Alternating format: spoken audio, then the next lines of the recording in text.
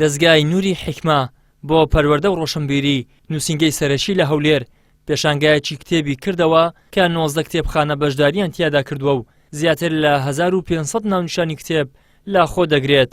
سەرجەم کتێبەکانی پێشانگاکە بە داشکانی لە سەدا 30 بۆ لە سەدا 70 کراوە. سەرۆکی دەزگای نووری حیکمە دەڵێت ئامانج لاکردنەوەی پێشانگاکە کەمکردنەوەی ئەو کاریگەریەیە کە سۆشیال میدیا لەسەر تاچی کورد دروستی کردووە و لە خوێندنەوە و کتێبدای بڕیوە تا وەکو سەرچاوەیەکی یەکەم بەکاری بهێنێتەوە. بێگومان کلیلەی ڕۆشنبیری بریتە لە کتێب خوێندنەوە. ئیتر بەڕاستی گرنجیدان بە کتێب خوێندنەوە وەکو گوتمان کە کلیلەیە لە بۆ ڕۆشنبیریکردن و هەروەها ئێمەی ئومەتی ئیقرا کە خۆی گەورە سوبحانەهو وتەعالا یەکەم ئاەتی بە ئیقرا دابەزاندیە.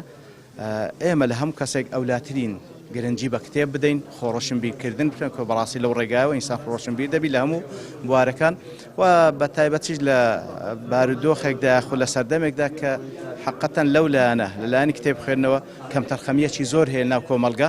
ئیترەوە هەوڵێکە لە بۆ ئەوەی کەوا زیاتر خەڵکی بگەڕێنەوە سەر کتێب کەوا فعلەن خوێندنەوەی کتێب زۆر علمیترە و زۆر هادیفترە. هاوڵاتیانی بەشدار لە پێشانگاکە بە گرنگیەوە دەڕواننەکردنەوەی پێشانگایەکی لەو جۆرە بە تایبەت داشکانەکەی وەک هەڵێک دەبینن تاکو کتێبی دڵخوازی خۆیان بەدەست بخەن. گرنگی کتێب لەوەدایە بەڕاستی وەکو سەردەمانی پێشوو خەڵک لە ڕووی پێشکەوتن تەکنۆلۆژیاوە ئەوەندە پێشکەوتونە و خەڵک بەڕاستی وازی لە کتێب خوێندنەوە هێنابوو.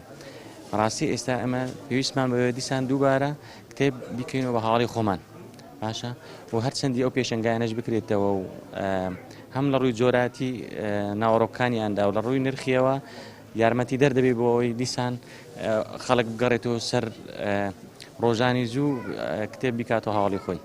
بەڕاستی زۆر ینی کار ئاسانی خاصن لە وەزای ئێستادا کە دۆخەکە باش نییە زۆر باشە بۆ هەموو جیرێک ئەنی ئەو داشکانانە بەڕاستی زۆر پێویستن بکرێت زۆر باشن داشکاندنەکانیان بەڕادەیەکی زۆر باش داشکاندنیان کردووە. خوێندنەوە حاجەیە بۆ ئینسان نەخوێنێتەوە دوا دەکەی بەڕاستی یعنی خوێندنەوەیە لەزەت بەژیان دەبەخشی ئینسان پێگەور دەیفاین فراوان دەبیتن ینی واقع بین دەبیتن یعنی دوو دەکەوتەوە لە هەموو ئەو شتانێک کە نەفسیەتی ئینسان پێماین دەبی لە دڵەوە هەست بە شتە دەکات کە دەیکاتن حاجەی پێیت. پێشانگاکە چەندین کتێبی لە بوارە جیاوازەکان لە خۆ گرتووە بە تایبەت بابەتی ئاینی و زانستی کە سەرجەم کتێبەکان هەڵبژێردراون.